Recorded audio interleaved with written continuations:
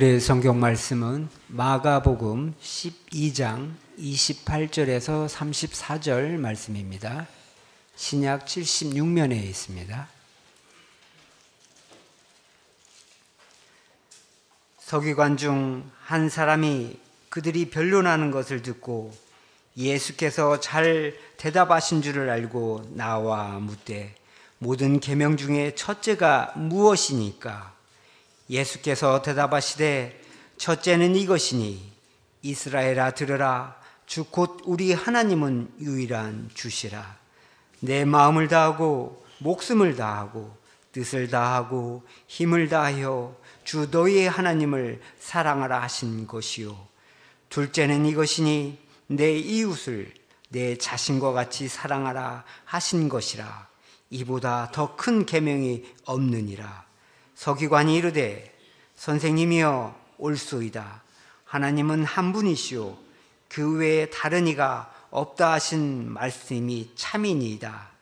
또 마음을 다하고 지혜를 다하고 힘을 다하여 하나님을 사랑하는 것과 또 이웃을 자기 자신과 같이 사랑하는 것이 전체로 드리는 모든 번제물과 기타 제물보다 나으니이다.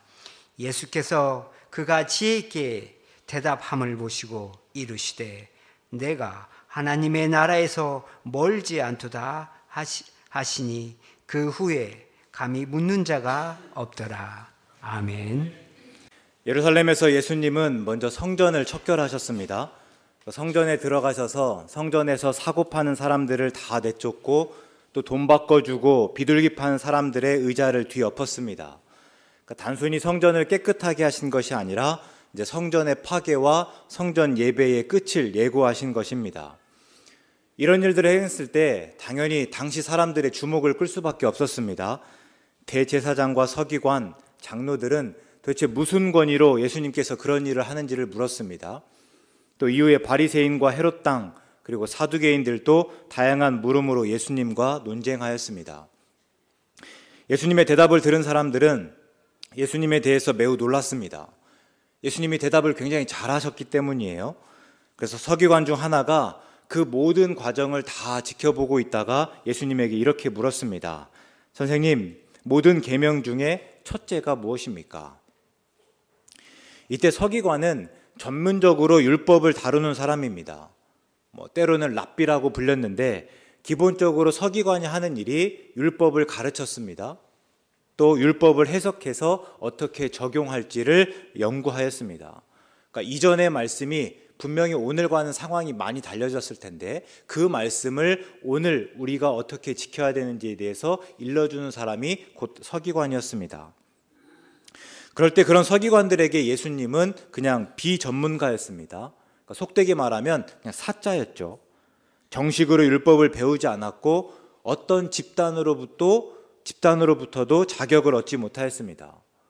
그런데 그런 예수님이 사람들을 가르치고 또 사람들은 그런 예수님을 좋다고 하니까 서기관들에게는 좋아 보일 리가 없었습니다. 그래서 마가복음에서 서기관은 늘 예수님을 반대하고 또 예수님에게 적대시했던 사람들입니다. 조금 전에 말씀드렸듯이 예수님이 성전을 척결했을 때도 그랬습니다. 대제사장들과 장로들과 함께 무슨 권위로 그런 일을 하는지, 다시 말하면 무슨 자격으로 내가 도대체 뭐길래 이렇게 이야기하느냐 따졌던 사람들입니다. 그런데 본문에서 서기관은 예수님을 공경에 빠뜨리거나 또 해코지하기 위해서 묻지 않았습니다. 본문의 표현 그대로 예수님이 대답을 잘 하셔서입니다. 그래서 그렇다면 예수님이 우리 이 물음에는 어떻게 대답하실지 진심으로 궁금해서 물어본 거예요. 선생님, 그러면 모든 계명 중에 가장 첫째가 되는 계명, 모든 계명 중에 가장 중요한 계명이 무엇이라고 생각하십니까? 이런 물음은 전혀 새로운 것이 아닙니다. 우리가 구약의 모든 계명이 613개라고 합니다. 그럴 때 서기관은 그러면 613개의 계명 중에서 어떤 계명이 가장 중요한지를 따지곤 하였습니다. 도대체 어떤 계명이 모든 계명의 근본이자 핵심이 되는지를 물은 것입니다. 이게 중요한 물음일 수 있을까? 맞아요. 중요한 물음입니다. 왜 그런가 하면 그 계명이 다른 계명을 제대로 이해하고 실천하고 있는지 판단하는 근거가 되기 때문입니다. 그 계명을 가지고 우리가 다른 계명들을 제대로 이해하고 있는지, 제대로 실천하고 있는지 알 수 있기 때문이에요. 진작부터 이런 물음들이 많았다 했는데요. 이 물음에 대해서 랍비 힐렐은요, 내가 싫어하는 일을 다른 사람에게 하지 말라, 이렇게 대답한 바 있습니다. 다 탈무드에 나오는 이야기인데, 보면 한 이방인이 힐렐에게 와서 도전하였습니다. 도발하였다는 표현이 더 정확할지 모르겠는데요. 내가 한 발로 서 있는 동안에 율법의 모든 율법을 한번 정리해 주십시오, 가르쳐 주십시오, 이렇게 이야기합니다. 그때 힐렐이 말하는 거예요. 내가 싫어하는 것을 내 이웃에게 행하지 말라. 그것이 율법의 전체 내용이다. 그리고 나머지는 그것에 대한 주석이니 가서 배워라. 분명하게 이렇게 이야기합니다. 또 힐렐의 제자였던 아키바라고 하는 랍비가 있는데요. 그 랍비는 레위기 19장 18절을 꼽았습니다. 오늘 본문에서 예수님이 말씀하셨던 것과 동일한 말씀인데, 내 이웃을 내 자신과 같이 사랑하라 하시는 말씀이었죠. 그럼 예수님께서는 이 물음에 대해서 어떻게 대답하셨는가? 이게 이제 29절부터 나옵니다.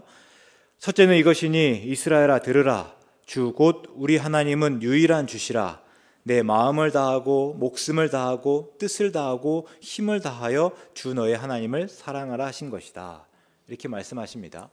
그러니까 첫째가 이것이니, 다음에 기억, 우리가 이렇게 작은 글씨 써 있는데요. 그리고 그 밑에 각주가 달려 있습니다.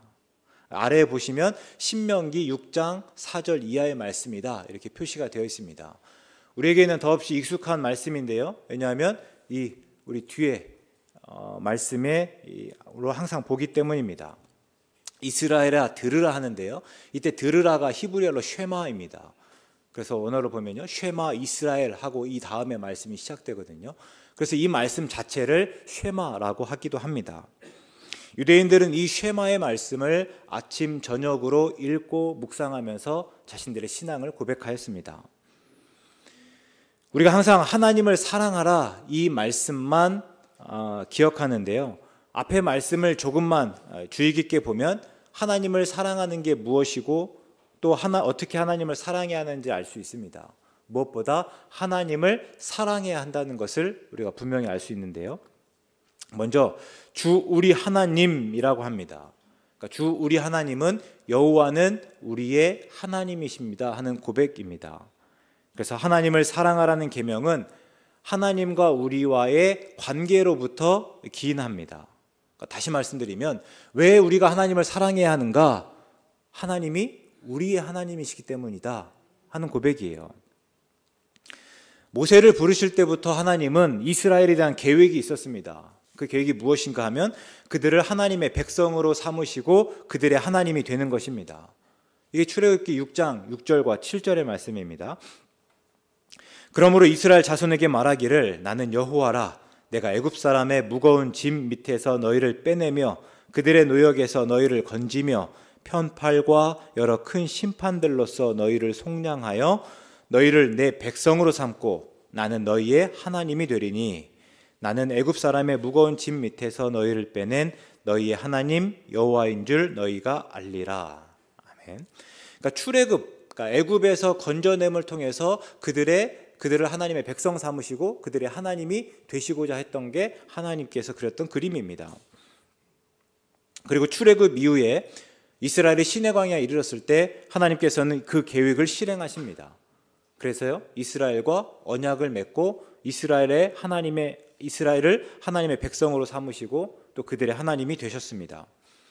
그러니까 이후에 이제 모든 말씀, 십계명을 비롯해서 모든 율법, 모든 계명은요 다 이 관계 안에서 주어졌습니다. 그래서 십계명 주시면서 하나님께서 뭐라고 말씀하시는가 하면요, 출애굽기 20장 2절의 말씀 보면 나는 너를 애굽 땅 종 되었던 집에서 인도하여 낸 내 하나님 여호와니라 말씀합니다. 그러니까 하나님께서 이제는 이 십계명을 비롯해서 모든 말씀을 주시는데 이 말씀은요 하나님과의 이스라엘의 관계 안에서 주시는 거예요. 너희가 이 말씀을 왜 따라 지켜야 하는가 하면 내가 너희의 하나님이기 때문이다 하는 말씀이죠. 이게 레위기에서도 계속해서 반복해서 나타납니다. 그래서 레위기에서도 하나님이 율법을 주시기 전에 항상 이런 언급들을 하세요. 그래서 레위기 18장 2절의 말씀 보면요, 너는 이스라엘 자손에게 말하여 이르라. 나는 여호와 너희의 하나님이니라. 4절에서도요, 너희는 내 법도를 따르며 내 규례를 지켜 그대로 행하라. 나는 너희의 하나님 여호와니라. 그러니까 왜 그래야 되는가? 내가 너희의 하나님 여호와이기 때문이다. 조금 더 자세하게 말하면요, 내가 너희를 애굽에서 건져낸 너희 하나님이기 때문이다 하는 거예요. 하나님은 그 관계 안에서 계명을 말씀하셨습니다. 그러면 그때 이스라엘에게 중요한 것은요, 관계를 지켜가는 것입니다. 그들이 하나님을 사랑하는 것은 하나님의 관심을 끌고 그리고 하나님의 사랑을 받아내기 위해서가 아니에요. 하나님은 이미 충분히 이스라엘 백성에게 관심을 가지셨고 이미 충분히 그들을 사랑하셨습니다. 그래서 그들을 애굽에서 건지시고 그들을 하나님의 백성으로 삼으신 거예요. 그러면 이제 이스라엘이 하나님을 사랑한다고 하는 것은 그 하나님의 사랑에 반응하고 응답하는 일이고 하나님이 주신 그 사랑을 지키는 일이에요. 하나님의 사랑을 받았으니 이제 하나님에게 사랑을 주는 일입니다. 에리 프롬의 사랑의 기술이라는 책입니다. 이 책에서 저자가 사랑은 반드시 배우고 가르쳐야 할 기술이다라고 강조합니다. 그러니까 저자의 주장을 한번 이야기해 보면요, 우리는 사랑을 하지 않고 받으려고만 한다 합니다. 그래서 외모를 가꾸고 재산과 권력을 갖는데 몰두합니다.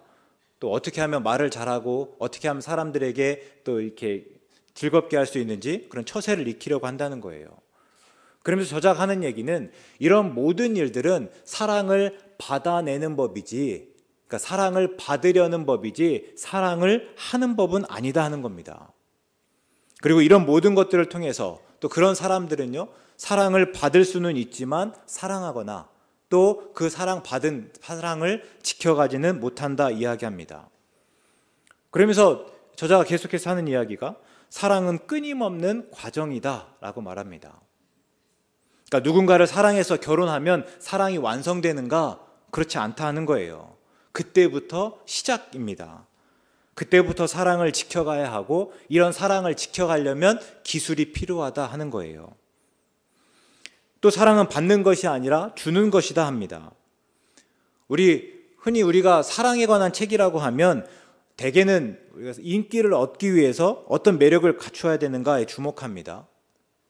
그러나 이 저자 프롬은요, 사랑은 무엇을 어떻게 줄 것인가에 대한 문제다 말합니다. 다시요, 어떻게 사랑을 받을까가 아니라 내가 줄 것인가에 대한 문제예요. 그래서 책의 원제가 The Art of Love가 이렇게 되는데요, 이게 아니라 원어로 보면요, The Art of Loving입니다. 그러니까 조금 더 정확하게 말하면 사랑의 기술이 아니라 사랑함의 기술이에요. 사랑은 어떤 감정에 빠지는 어떤 수동적인 것이 아니라 지속적으로 사랑하는 능동적인 활동이다. 이게 책에서 이야기하는 바입니다. 근데 우리가 하나님을 사랑하는 계명이 이와 같습니다. 언약을 맺고 하나님이 이스라엘의 하나님이 되시고 이스라엘의 하나님의 백성이 되었다고 해서 끝난 게 아닙니다. 이제 그런 관계가 만들어졌으니 그런 관계 안에 놓였으니 이제 그만인 것이 아니에요. 그때부터 이제 시작입니다. 그 관계를 유지하고 지켜가야 해요. 그러기 위해서 하나님께서 명령하시는 것이 이 말씀이에요. 능동적으로 적극적으로 하나님을 사랑하라 하는 것입니다. 하나님께서 사랑을 주셨는데요, 이제는 우리가 하나님께 사랑을 주어야 한다 하는 의미입니다. 사랑의 기술을 배우고 익혀서 그 사랑에 반응할 뿐만 아니라 그 사랑을 유지하고 지켜가야 한다. 그래서 하나님을 사랑하라는 계명이 가장 첫째인 것입니다. 그 외의 계명은 하나님을 사랑하는 기술들이기 때문이에요. 근데 오늘 우리도 마찬가지입니다. 우리가 지난주 나눈 것처럼 예수님을 통해서 하나님과의 관계가 회복되었습니다. 하나님이 세상을 이처럼 사랑하사 독생자를 주셨고 독생자가 우리를 위하여 죽으심으로 우리에 대한 하나님의 사랑을 확증하였습니다. 우리는 예수님을 믿음으로 그 하나님의 사랑에 응답하였습니다. 구원을 받았고 영생을 얻었습니다. 그러나 그것으로 끝이 아니에요. 우리는 끊임없이 하나님을 사랑해야 합니다. 우리가 축복성 중에 당신은 사랑받기 위해 태어난 사람입니다 있잖아요. 맞아요. 우리는 사랑받기 위해 태어난 사람입니다. 근데 거기서 머무는 것이 아닙니다. 우리는 사랑받기 위해 태어난 사람이지만 동시에요, 이제는 사랑하기 위해서 태어난 사람입니다. 마음을 다하고 목숨을 다하고 뜻을 다하고 힘을 다해서 사랑해야 합니다. 이게 오늘 예수님이 말씀하신 첫 번째 계명이에요. 곧이어 예수님은 둘째를 말씀하셨습니다. 31절의 말씀인데요. 둘째는 이것이니 내 이웃을 내 자신과 같이 사랑하라 하신 것이라. 이 말씀은 앞에서 말씀드렸듯이 레위기 19장 18절을 인용한 것입니다. 랍비 아키바도 이 말씀을 가장 큰 계명으로 꼽은 바 있습니다. 근데 예수님은 곧 이어서 말씀하시는 게요, 이보다 더 큰 계명이 없느니라 하십니다. 무슨 의미인가 하면요, 둘째라고 하셨지만 첫째보다 작지 않고 똑같이 크고 중요하다 하시는 거예요. 근데 우리가 단순히 그냥 똑같이 크고 중요하다 여기기보다는 뗄래야 뗄 수 없다라고 이해하는 것이 더 바람직할 듯합니다. 특별히 오늘날은 자꾸만 이 둘을 떼려고 하죠. 하나님 사랑과 이웃 사랑을 떼어서 이웃 사랑을 박애로, 그러면서 예수님을 그저 박애주의자로 이렇게 여기려고 하는 경향들이 있습니다. 그러면서 우리에게는 말하죠. 그래서 이웃을 사랑하는 것이, 다른 사람을 사랑하는 것이, 다른 사람들과 함께 잘 지내는 것이 그리스도인이 따라야 할 도리다, 이런 식이에요. 맞습니다. 그러나 성경에서 이웃을 사랑하라고 말하는 맥락은요, 언제나 하나님과의 관계 안에서입니다. 그러니까 하나님의 백성으로서 이웃을 사랑하고 하나님을 사랑하는 것과 함께 이웃을 사랑해라, 이렇게 말합니다. 우리가 요한 1서 4장 11절에서 요한이 잘 말하고 있습니다. 사랑하는 자들아, 하나님이 이같이 우리를 사랑하셨은즉 우리도 서로 사랑하는 것이 마땅하도다. 그러니까 하나님이 우리를 같이 사랑하신 것과 우리가 서로 사랑하는 것이 하나예요. 하나님이 우리를 사랑하시고 우리가 하나님을 사랑하고 우리가 서로 사랑하는 것은 하나의 세트다 하는 겁니다.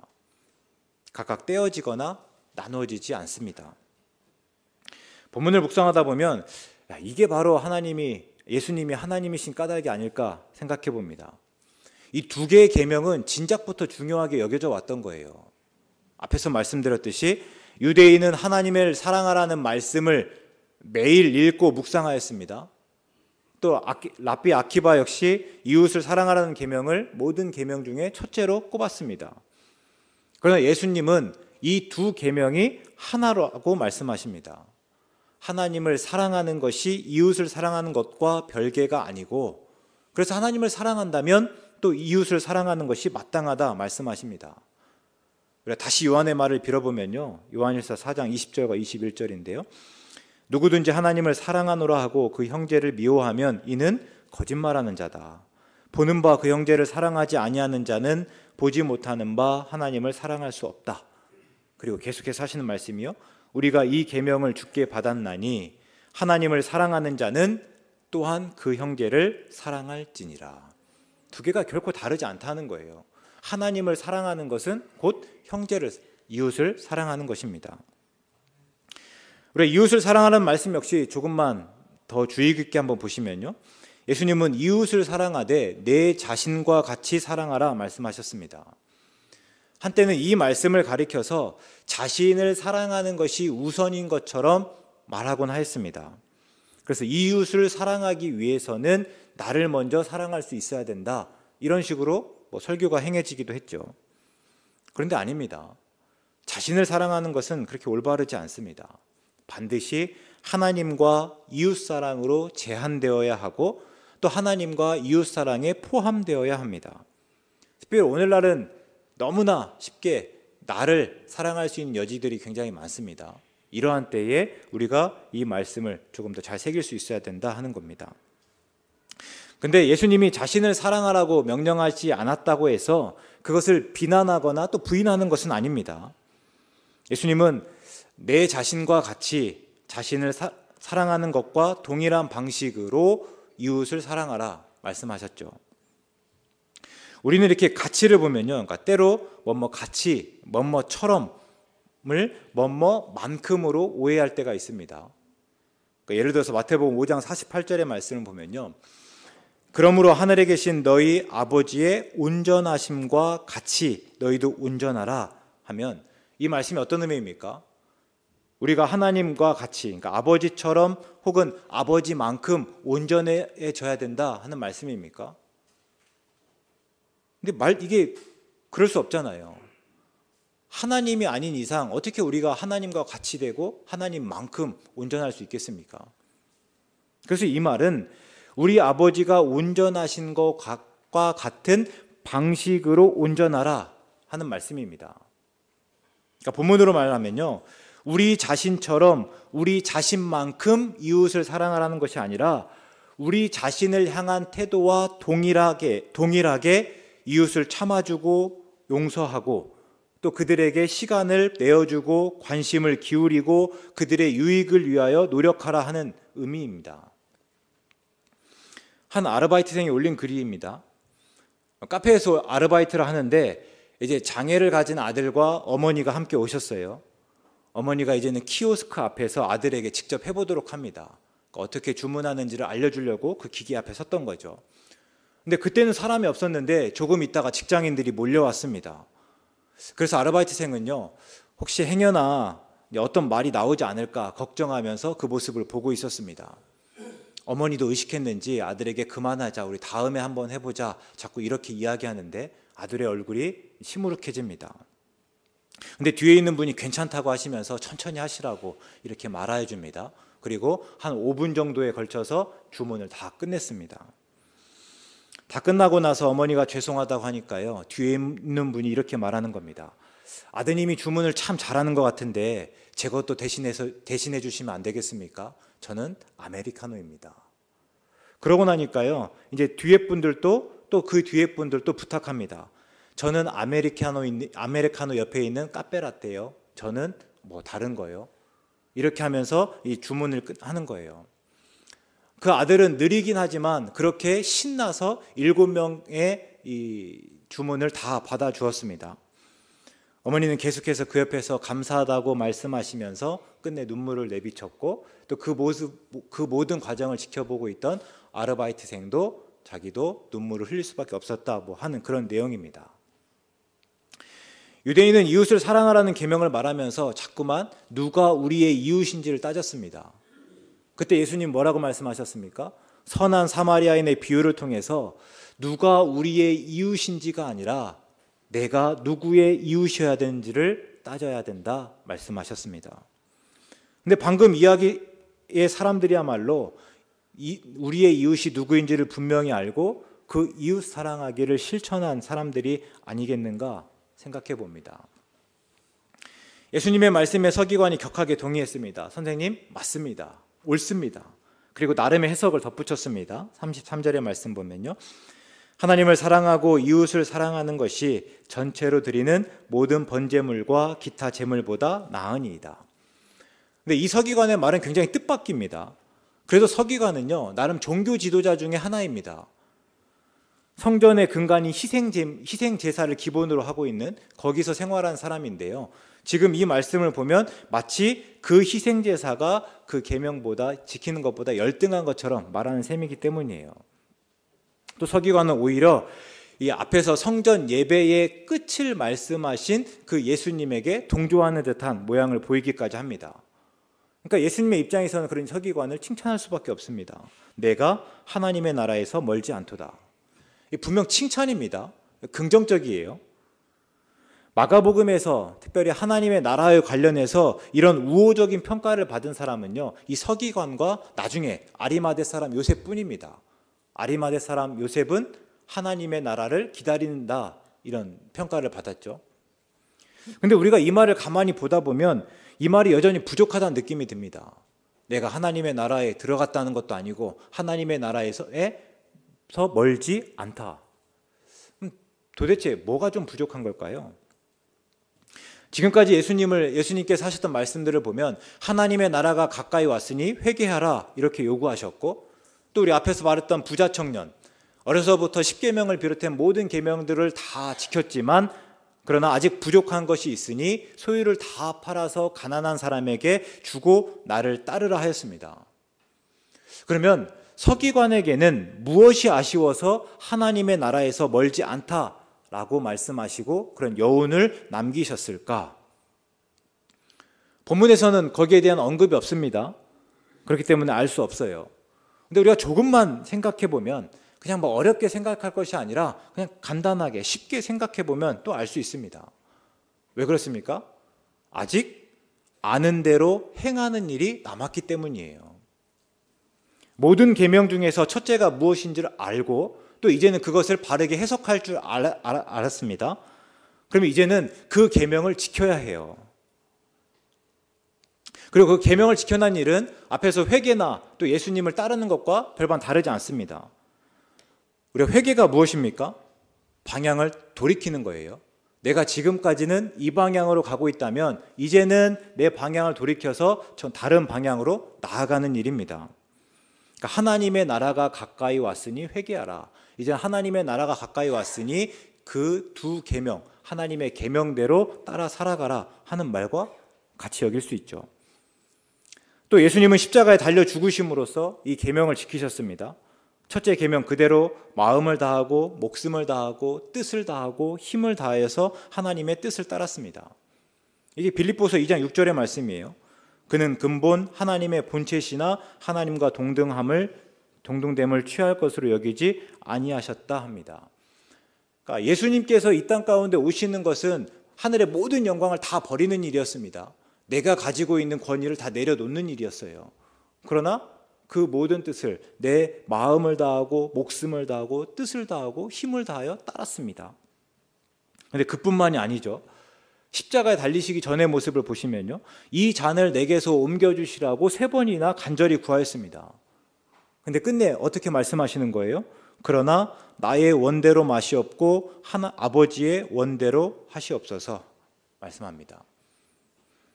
그러니까 우리가 사랑은요, 나를 감추고 상대를 주인공으로 만드는 일이잖아요.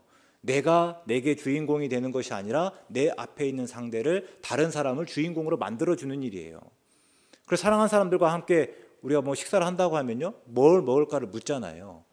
내가 좋은 거, 내가 지금 당장 가지고 싶은 것들을, 내가 사는 것들이 아니라 무엇을 좋은지를 물어서 내가 그것을 해주는 거예요. 그러니까 모든 것, 상대를 주인공으로 만들어주는 일. 근데 지금 예수님께서 그렇습니다. 예수님이 결국에는 그 삶을 통해서 하나님의 원, 하나님의 뜻을 드러내셨습니다. 그렇게 하나님을 사랑하신 거예요. 또 자기 목숨을 많은 사람의 대속물로 주심으로 이웃을 자신과 같이 사랑하셨습니다. 예수님은 하나님을 십자가에 달려 죽으심으로 하나님을 사랑하고 또 이웃을 사랑하신 겁니다. 그럴 때 계명을 지키는 일은요, 그 예수님을 따르는 일이에요. 예수님이 십자가를 지신 일처럼 자기를 부인하고 자기 십자가를 지는 일이다 하는 것이에요. 그럴 때 우리 역시 마찬가지입니다. 하나님을 사랑하는 것과 하나님의 계명을 따르는 것이 다르지 않습니다. 예수님을 믿는 것과 예수님의 말씀을 따라 행하는 것이 다를 수 없습니다. 이게 요한복음 14장에서 예수님이 하신 말씀입니다. 너희가 나를 사랑하면 나의 계명을 지키리라. 단순히 구원의 조건을 말하는 것이 아닙니다. 그러니까 믿음이냐 행위냐 그 문제로 말씀하시는 것이 아니에요. 구원을 받으려면, 영생을 얻으려면 계명을 지켜야 된다, 이렇게 말씀하시는 것이 아닙니다. 사랑하니까 계명을 지키는 거예요. 또 야고보서 2장 16절부터 18절까지의 말씀입니다. 너희 중에 누구든지 그에게 이르되 평안히 가라, 덥게 하라, 배부르게 하라 하며 그 몸에 쓸 것을 주지 아니하면 무슨 유익이 있으리요. 이와 같이 행함이 없는 믿음은 그 자체가 죽은 것이라.